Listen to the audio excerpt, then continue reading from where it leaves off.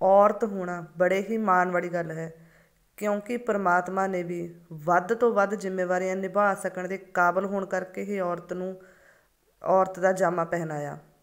ਸਹਿਣਸ਼ੀਲਤਾ ਦਾ ਗੁਣ ਵੀ ਮਰਦਾਂ ਨਾਲੋਂ ਔਰਤਾਂ ਵਿੱਚ ਜ਼ਿਆਦਾ ਹੁੰਦਾ ਹੈ, ਤਾਂ ਕਰਕੇ ਉਹ ਦੂਹਰੀਆਂ ਤੇਰੀਆਂ ਜ਼ਿੰਮੇਵਾਰੀਆਂ ਨਿਭਾਉਣ ਵਿੱਚ ਸਫਲ ਹੋ ਜਾਂਦੀਆਂ।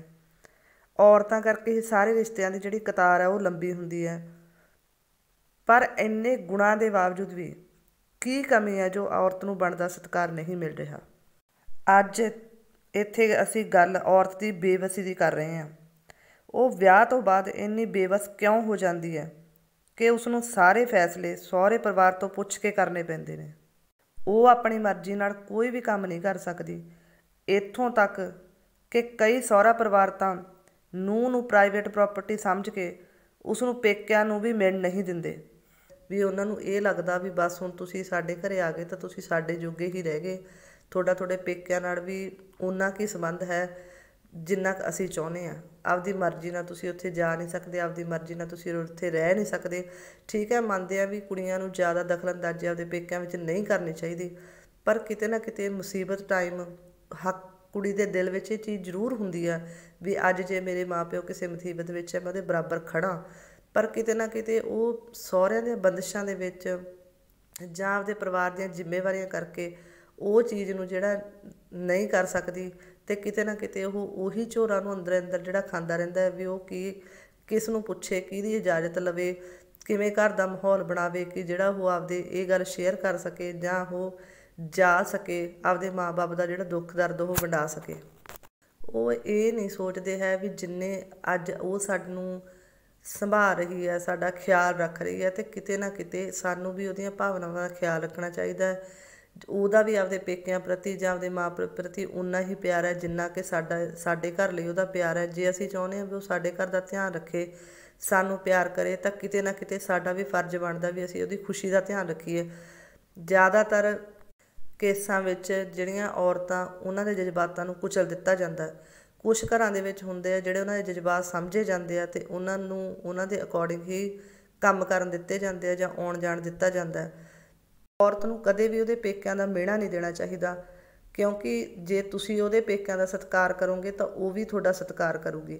ਹਮੇਸ਼ਾ ਔਰਤ ਨੇ ਹੀ ਔਰਤ ਨੂੰ ਸਮਝਣਾ ਹੈ, ਅਤੇ ਆਪਣੇ ਜ਼ਿਆਦਾਤਰ ਇਹ ਹੁੰਦਾ ਵੀ ਔਰਤ ਹੀ ਔਰਤ ਦੀ ਦੁਸ਼ਮਣ ਬਣੀ ਬੈਠੀ ਹੈ। ਜ਼ਿਆਦਾਤਰ ਝਗੜਿਆਂ ਦੇ ਵਿੱਚ ਔਰਤ ਹੀ ਪੇਕਿਆਂ ਸਹੁਰਿਆਂ ਦੇ ਜਿਹੜੇ ਮਿਹਣੇ ਦਿੰਦੀਆਂ ਵੀ ਮੈਨੂੰ ਲੱਗਦਾ ਵੀ ਕਿਤੇ ਨਾ ਕਿਤੇ ਇਹਨਾਂ ਚੀਜ਼ਾਂ ਨੂੰ ਸਾਨੂੰ ਛੱਡ ਦੇਣਾ ਚਾਹੀਦਾ। ਹਰ ਇੱਕ ਦਾ ਪੇਕਾ ਸਹੁਰਾ ਬਰਾਬਰ ਹੁੰਦਾ, ਹਰ ਇੱਕ ਦੇ ਰਿਸ਼ਤੇ ਬਰਾਬਰ ਹੁੰਦੇ ਆ। ਜਿਹੜੀ ਅੱਜ ਸਾਡੇ ਘਰੇ ਕੋਈ ਕਿਸੇ ਦੀ ਭਰਜਾਈ ਬਣ ਕੇ ਆਈ ਹੈ ਤਾਂ ਉਹੀ ਅਸੀਂ ਕਿਸੇ ਦੀ ਭਰਜਾਈ ਬਣੇ ਜਾ ਕੇ, ਜਾਂ ਸਾਡੀ ਜੋ ਨਨਾਣ ਉਹ ਕਿਸੇ ਦੀ ਹੋਰ ਨਨਾਣ, ਮਤਲਬ ਉਹ ਰਿਸ਼ਤੇ ਸਾਡੇ ਕਿਤੇ ਨਾ ਕਿਤੇ ਆਪਸ ਦੇ ਵਿੱਚ ਸਾਰੇ ਜੁੜੇ ਹੋਏ ਆ। ਜੇ ਇੱਕ ਰਿਸ਼ਤਾ ਤੰਗ ਹੁੰਦਾ ਤਾਂ ਦੂਸਰੇ ਰਿਸ਼ਤੇ ਵੀ ਤੰਗ ਹੁੰਦੇ ਆ। ਇਹ ਸਾਰੇ ਰਿਸ਼ਤੇ ਇੱਕ ਲੜੀ ਦੇ ਵਿੱਚ ਪਰੋਏ ਹੋਏ ਆ। ਜੇ ਉਹ ਲੜੀ ਸਹੀ ਤਰੀਕੇ ਨਾਲ ਪਰੋਈ ਜਾਊਗੀ ਤਾਂ ਅਸੀਂ ਸਾਰੇ ਖੁਸ਼ ਰਹਾਂਗੇ। ਜੇ ਕਿਤੋਂ ਵਿੱਚੋਂ ਮਣ ਕੇ ਖਿਲਰਨੇ ਸ਼ੁਰੂ ਹੋ ਗਏ ਤਾਂ ਉਹ ਜਿਹੜਾ ਬਹੁਤ ਮੁਸ਼ਕਿਲ ਹੋ ਜੂ ਬਾਅਦ ਦੇ ਵਿੱਚ। ਇਸ ਲਈ ਸਾਰੇ ਮਣਕਿਆਂ ਨੂੰ ਪਰੋ ਕੇ ਰੱਖਣ ਦੇ ਲਈ ਸਾਰਿਆਂ ਨੂੰ ਸਤਿਕਾਰ ਬਣਦਾ ਸਤਿਕਾਰ ਜ਼ਰੂਰ ਦਿਓ। ਰੱਬ ਨੇ ਵੀ ਕੁਛ ਸੋਚ ਸਮਝ ਕੇ ਇਹ ਔਰਤ ਨੂੰ ਧਰਤੀ 'ਤੇ ਭੇਜਿਆ। ਉਹਨੂੰ ਪਤਾ ਸੀ ਵੀ ਜਿਹੜੀ ਇਹੀ ਹੈ ਜਿਹੜਾ ਇੰਨੀਆਂ ਜ਼ਿੰਮੇਵਾਰੀਆਂ ਚੱਕ ਕੇ ਤੁਰ ਸਕਦੀ ਹੈ। ਦੋ ਘਰਾਂ ਦੀਆਂ ਜ਼ਿੰਮੇਵਾਰੀਆਂ ਪੈਣੀਆਂ ਅਤੇ ਉਹਨਾਂ ਨੂੰ ਚੱਕਣਾ ਬਹੁਤ ਔਖਾ ਹੁੰਦਾ, ਪਰ ਫਿਰ ਵੀ ਕਿਤੇ ਨਾ ਕਿਤੇ ਉਹ ਦੋਨੇ ਘਰਾਂ ਦੀ ਜ਼ਿੰਮੇਵਾਰੀਆਂ ਨਿਭਾਉਣ ਦੀ ਕੋਸ਼ਿਸ਼ ਕਰਦੀ ਹੈ।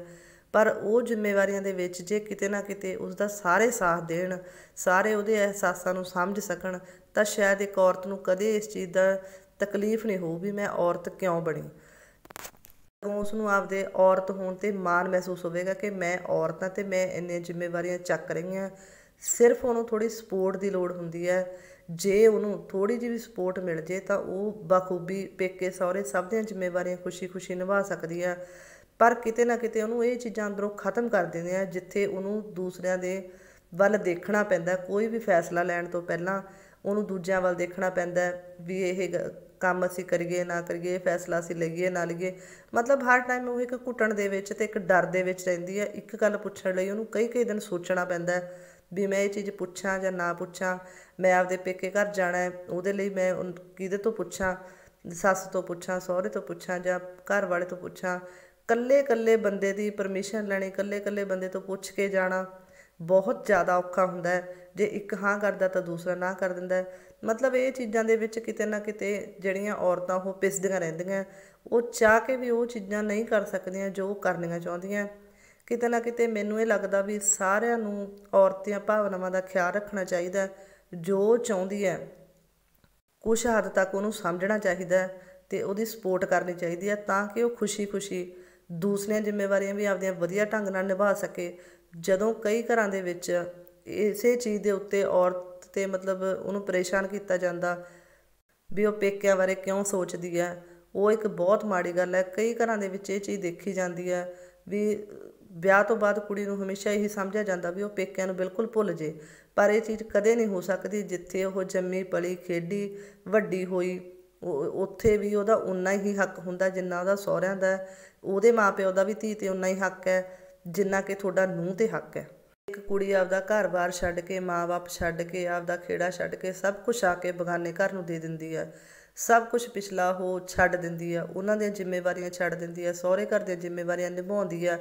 ਪਰ ਫਿਰ ਵੀ ਕਿਤੇ ਚਲੋ ਜੇ ਉਹ ਥੋੜ੍ਹਾ ਬਹੁਤਾ ਆਪਦੇ ਪੇਕਿਆਂ ਬਾਰੇ ਸੋਚਣਾ ਚਾਹੁੰਦੀ ਹੈ ਜਾਂ ਜਾਣਾ ਚਾਹੁੰਦੀ ਹੈ, ਤਾਂ ਕਿਤੇ ਨਾ ਕਿਤੇ ਜੇ ਉਹਨੂੰ ਸਹੁਰੇ ਸਪੋਰਟ ਕਰ ਦੇਣਗੇ ਤਾਂ ਇਹਦੇ ਵਿੱਚ ਕੋਈ ਮਾੜੀ ਗੱਲ ਨਹੀਂ ਹੈਗੀ।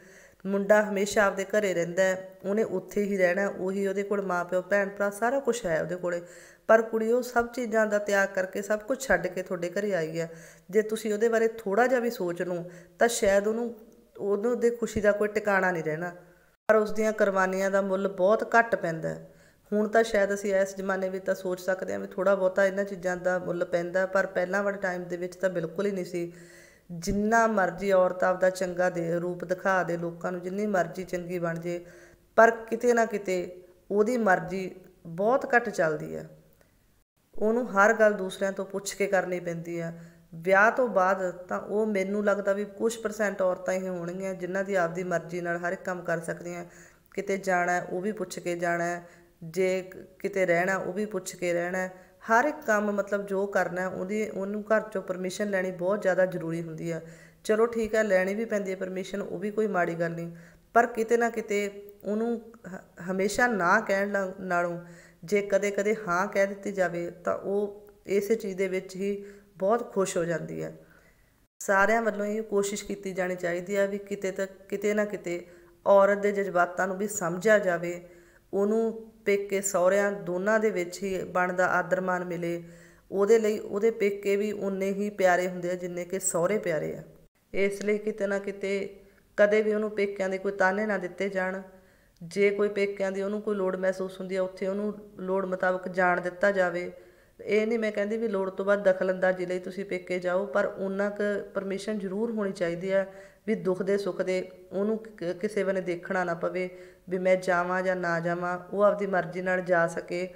ਹਾਲਾਂਕਿ ਮੈਨੂੰ ਇਹ ਲੱਗਦਾ ਵੀ ਕਿਤੇ ਨਾ ਕਿਤੇ ਜੇ ਤੁਸੀਂ ਉਹਨੂੰ ਖੁਸ਼ ਹੋ ਕੇ ਸਗੋਂ ਉਹਦੇ ਬਰਾਬਰ ਖੜ੍ਹਦੇ ਹੋ ਤਾਂ ਉਹ ਬਹੁਤ ਖੁਸ਼ੀ ਵਾਲੀ ਮਾਣ ਵਾਲੀ ਗੱਲ ਹੋਊਗੀ ਉਹਦੇ ਲਈ। ਇਸ ਲਈ ਜੇ ਆਪਾਂ ਚਾਹੁੰਦੇ ਹਾਂ ਵੀ ਸਾਡੀ ਨੂੰਹ ਸਾਡਾ ਖਿਆਲ ਰੱਖੇ, ਸਾਡੇ ਨਾਲ ਮੋਹ ਪਿਆਰ ਰੱਖੇ, ਜਾਂ ਸਾਡੀ ਘਰਵਾਲੀ ਸਾਡੇ ਨਾਲ ਵਧੀਆ ਰਹੇ, ਤਾਂ ਕਿਤੇ ਨਾ ਕਿਤੇ ਸਾਨੂੰ ਵੀ ਉਹਦੇ ਮਾਂ-ਬਾਪ ਭੈਣਾਂ ਭਰਾਵਾਂ ਬਾਰੇ ਕਿਤੇ ਨਾ ਕਿਤੇ ਸੋਚਣਾ ਚਾਹੀਦਾ ਵੀ ਜੇ ਅਸੀਂ ਉਹਨੂੰ ਖੁਸ਼ ਰੱਖ ਰਹੇ ਹਾਂ, ਉਹਦੇ ਰਿਸ਼ਤਿਆਂ ਨਾਲ ਅਸੀਂ ਵਧੀਆ ਵਰਤਾਓ ਕਰ ਰਹੇ ਹਾਂ, ਉਹਦੇ ਰਿਸ਼ਤਿਆਂ ਨੂੰ ਖੁਸ਼ ਰੱਖ ਰਹੇ ਹਾਂ, ਉਹਦੇ ਪੇਕਿਆਂ ਨੂੰ ਸਲਾਹ ਰਹੇ ਹਾਂ, ਤਾਂ ਕਿਤੇ ਨਾ ਕਿਤੇ ਉਹ ਵੀ ਸਾਨੂੰ ਜਿਹੜਾ ਪਿਆਰ ਉਸੇ ਹਿਸਾਬ ਨਾਲ ਕਰੂਗੀ। ਅਸੀਂ ਵੀ ਉਹਦੇ ਮਾਂ-ਬਾਪ ਬਰਾਬਰ ਹੋਵਾਂਗੇ, ਅਸੀਂ ਵੀ ਉਹਦੇ ਉਸੇ ਰਿਸ਼ਤਿਆਂ 'ਚ ਨਿਭਾਂਗੇ ਜਿੰਨਾ ਰਿਸ਼ਤਾ ਉਹ ਪੇਕਿਆਂ ਨਾਲ ਵਧੀਆ ਨਿਭਾ ਰਹੀ ਹੈ। ਕਦੇ ਨਾ ਕਦੇ ਉਹੀ ਰਿਸ਼ਤਾ ਉਹ ਸਹੁਰਿਆਂ ਨਾਲ ਵਧੀਆ ਨਿਭਾਊ, ਪਰ ਇਹ ਚੀਜ਼ ਦੇ ਵਿੱਚ ਅਸੀਂ ਉਹਦਾ ਪੂਰਨ ਸਾਥ ਦੇਣਾ। ਹਮੇਸ਼ਾ ਔਰਤ ਦੇ ਰਿਸ਼ਤਿਆਂ ਦਾ ਜਿਹੜਾ ਸਾਥ ਦਿਓ, ਉਹਦੇ ਰਿਸ਼ਤੇਦਾਰੀਆਂ ਅਤੇ ਰਿਸ਼ਤੇਦਾਰਾਂ ਦਾ ਉਨਾ ਹੀ ਸਤਿਕਾਰ ਕਰੋ ਜਿੰਨਾ ਤੁਸੀਂ ਚਾਹੁੰਦੇ ਹੋ ਉਹ ਤੁਹਾਡੇ ਰਿਸ਼ਤੇਦਾਰਾਂ ਦਾ ਸਤਿਕਾਰ ਕਰੇ। ਔਰਤ ਕੁਛ ਨਹੀਂ ਚਾਹੁੰਦੀ, ਬਸ ਉਹ ਸਿਰਫ ਇੱਕ ਰਿਸਪੈਕਟ ਚਾਹੁੰਦੀ ਹੈ। ਉਹ ਰਿਸਪੈਕਟ ਉਹਨੂੰ ਉਹਦੇ ਹਸਬੈਂਡ ਵੱਲੋਂ ਮਿਲੇ, ਉਹਦੇ ਸਹੁਰੇ ਪਰਿਵਾਰ ਵੱਲੋਂ ਮਿਲੇ। ਜੇ ਉਹਨੂੰ ਰਿਸਪੈਕਟ ਮਿਲਦੀ ਹੈ ਤਾਂ ਔਰਤ ਕਦੇ ਪਿੱਛੇ ਨਹੀਂ ਹਟਦੀ। ਉਹ ਜੇ ਤੁਸੀਂ ਉਹਦੇ ਲਈ ਇੱਕ ਗਿੱਠ ਨਿਭਦੇ ਹੋ ਤਾਂ ਉਹ ਤੁਹਾਡੇ ਲਈ 2 ਗਿੱਠਾਂ ਨਿਭਦੀ ਹੈ। ਇਸ ਲਈ ਹਮੇਸ਼ਾ ਉਹਦੀਆਂ ਭਾਵਨਾਵਾਂ, ਉਹਦੇ ਜਜ਼ਬਾਤਾਂ ਦਾ ਧਿਆਨ ਰੱਖੋ ਤਾਂ ਕਿ ਜਿਹੜਾ ਉਹ ਤੁਹਾਨੂੰ ਵੀ ਉਨਾ ਹੀ ਪਿਆਰ ਦੇ ਸਕੇ ਜਿੰਨਾ ਪਿਆਰ ਉਹ ਆਪਦੇ ਪੇਕਿਆਂ ਨੂੰ ਦੇ ਰਹੀ ਹੈ। ਆਮ ਘਰਾਂ ਦੇ ਵਿੱਚ ਆਪਣੇ ਇਹੀ ਚੀਜ਼ ਹੁੰਦੀ ਹੈ ਵੀ ਜਿਹੜੀਆਂ ਔਰਤਾਂ ਉਹਦੇ ਪੇਕਿਆਂ ਬਾਰੇ ਵੱਧ ਸੋਚਦੀਆਂ, ਉਹ ਵੱਧ ਸੋਚਦੀਆਂ ਨਹੀਂ ਸੋਚਦੀਆਂ ਉਹ ਬਾਅਦ ਦੀ ਗੱਲ ਹੈ। ਪਰ ਜੇ ਅਸੀਂ ਉਹਨਾਂ ਨੂੰ ਦੋਨਾਂ ਦੇ ਵਿੱਚ ਬੈਲੈਂਸ ਬਣਾ ਕੇ ਚੱਲਣ ਦੇਵਾਂਗੇ ਤਾਂ ਸ਼ਾਇਦ ਉਹ ਸਹੁਰਿਆਂ ਬਾਰੇ ਵੀ ਉਨਾ ਹੀ ਸੋਚੂਗੀ। ਔਰਤ ਨੂੰ ਬੈਲੈਂਸ ਬਣਾਉਣਾ ਉਹ ਹਮੇਸ਼ਾ ਜਾਣਦੀ ਹੁੰਦੀ ਹੈ, ਪਰ ਸਿਰਫ ਉਹਨੂੰ ਉਸ ਤਰ੍ਹਾਂ ਦਾ ਮਾਹੌਲ ਦੇਣਾ ਸਾਡਾ ਫਰਜ਼ ਬਣਦਾ ਵੀ ਉਹ ਦੋਨਾਂ ਘਰਾਂ ਦੇ ਵਿੱਚ ਸੰਤੁਲਨ ਬਣਾ ਕੇ ਰੱਖੇ ਅਤੇ ਅਸੀਂ ਇਸ ਗੱਲ 'ਚ ਉਹਦੀ ਮਦਦ ਕਰੀਏ। ਕਦੇ ਵੀ ਅਸੀਂ ਉਹਨੂੰ ਇਹਨਾਂ ਚੀਜ਼ਾਂ ਪਿੱਛੇ ਤੰਗ ਨਾ ਕਰੀਏ ਵੀ ਤੂੰ ਪੇਕਿਆਂ ਦਾ ਜ਼ਿਆਦਾ ਕਰ ਰਹੀ ਹੈ, ਸਹੁਰਿਆਂ ਦਾ ਨਹੀਂ ਕਰ ਰਹੀ। ਜੇ ਉਹ ਪੇਕਿਆਂ ਦਾ ਕਰ ਰਹੀ ਹੈ ਤਾਂ ਉਹਦੇ ਵਿੱਚ ਉਹ ਗੁਣ ਹੈ ਵੀ ਉਹ ਕਿਸੇ ਦਾ ਕਰਨਾ ਜਾਣਦੀ ਹੈ। ਜੇ ਅੱਜ ਉਹ ਪੇਕਿਆਂ ਦਾ ਕਰ ਰਹੀ ਹੈ ਤਾਂ ਕੱਲ੍ਹ ਨੂੰ ਸਹੁਰਿਆਂ ਦਾ ਵੀ ਉਸੇ ਤਰੀਕੇ ਨਾਲ ਕਰੂਗੀ।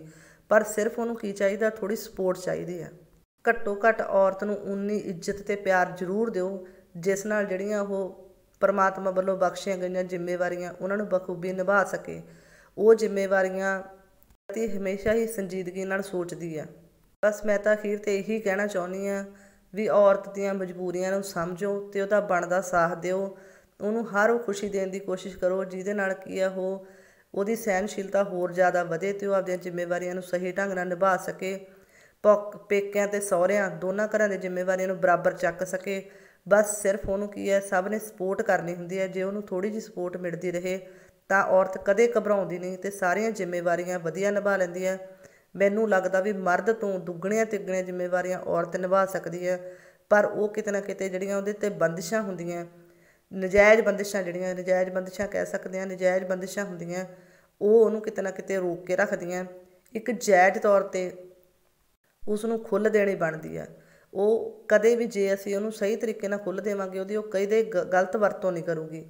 ਇਸ ਲਈ ਉਹਨੂੰ ਉਨੀ ਕੁ ਖੁੱਲ੍ਹ ਦਿਓ ਜਿੰਨੀ ਕੁ ਬਣਦੀ ਹੈ ਤਾਂ ਕਿ ਉਹ ਆਪਦੀਆਂ ਜ਼ਿੰਮੇਵਾਰੀਆਂ ਨੂੰ ਨਿਭਾਉਣ ਦੇ ਪਿੱਛੇ ਕਿਸੇ ਵੀ ਪੱਖੋਂ ਘੱਟ ਨਾ ਰਹੇ ਅਤੇ ਸਾਰੇ ਪਰਿਵਾਰਾਂ ਨੂੰ ਜਿਹੜਾ ਖੁਸ਼ੀ ਖੁਸ਼ੀ ਸੰਭਾਲ ਸਕੇ ਅਤੇ ਆਪਦੀਆਂ ਜ਼ਿੰਮੇਵਾਰੀਆਂ ਪ੍ਰਤੀ ਹਮੇਸ਼ਾ ਅਗਾਹ ਰਹੇ ਅਤੇ ਆਪਦਾ ਜਿਹੜੇ ਕੰਮ ਹੈ ਉਹ ਵਧੀਆ ਤਰੀਕੇ ਨਾਲ ਕਰ ਸਕੇ। ਉਹਨਾਂ ਨੂੰ ਖੁਸ਼ ਰੱਖੋ ਅਤੇ ਉਹਨਾਂ ਦੀ ਵੱਧ ਤੋਂ ਵੱਧ ਸਪੋਰਟ ਕਰੋ। ਧੰਨਵਾਦ।